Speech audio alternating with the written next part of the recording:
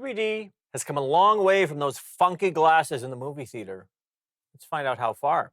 Today's guest, Ben James, can show us how 3D has evolved with the most powerful technologies on the planet. Ben, welcome to Open Source. Hi, Bobby. Thank you for having me. Well, look, I'm very excited to have you because I know almost nothing about 3D, but I know that you know, I don't know, everything, lots of things. So let's start right at the beginning.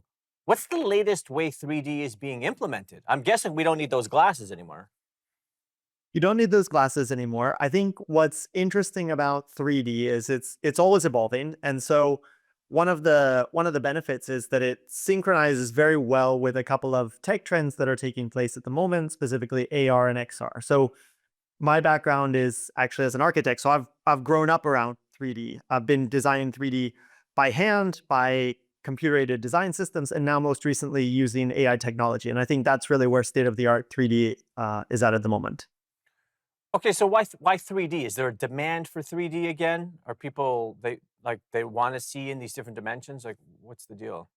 Yeah, I think 3D is basically fundamental to really a lot of stuff that immediately maybe comes to mind and doesn't. So we all think about there's so much in the entertainment industry, from film and VFX to virtual worlds for video games, and all of this relies on extensive amounts of 3D content. And so when you start to when you start to have needs to generate or to build that much 3D at scale, then all of a sudden it creates this big demand for 3D. But what I think is interesting is because 3D has come so far, because you have these photorealistic worlds being created, a lot of other industries have started to realize the potential as well. So you have things like digital twins for training simulations coming up. You have product development and design being done in 3D, even spatially in some cases. And so I think 3D is really now starting to find its taking off point with a lot of these industries.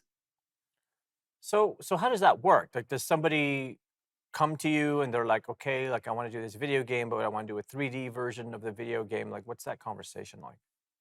Yeah, so basically, when you have something like a video game or a film backdrop, you'll need all of those, they're called assets for the game, to be in 3D so that it has a level of realism, so that it's able to catch shadows when you simulate the position of the sun, so that your character can move spatially through these virtual worlds.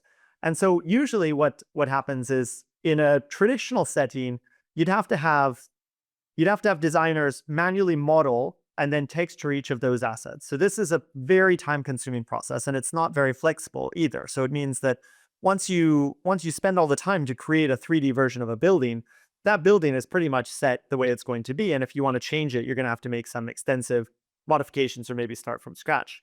So that's really where the industry was a couple of years ago. Mhm. But now, today, basically what's happening is you're using new tools and technology to say, okay, what if I give you just some 2D reference images? So what if I just give you some concept art or some style images for what I'm looking for?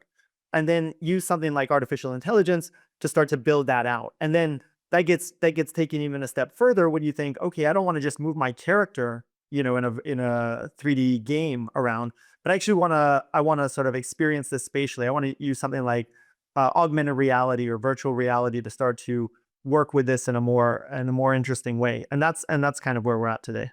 So is 3D a trend that you think is going to be everywhere? Like, is this going to be the newest sort of tech trend?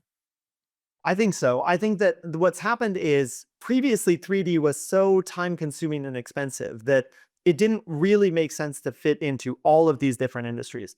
But as 3D has developed, as the tools and the technologies around 3D have integrated with it, it's led to an ability to start to work and visualize the world in 3D even as we design. And so I think that's where all of a sudden, you're starting to get use cases and scenarios out where everything is being done in 3D, even things that historically have only required 2D information. Look, we've only got 30 seconds, but does that include social media content? I mean, maybe that's a silly question, but It can do. I mean, oftentimes when you think of social media content, you might have to render that as ultimately a 2D image or mm. a video. But to make that 2D image or video more compelling and more engaging, you'd want to start from a 3D base. So we see that happening quite a lot these days. And that's why the next 3 segments are going to be in 3D. And Ben James is going to do it at the break here on Open Source.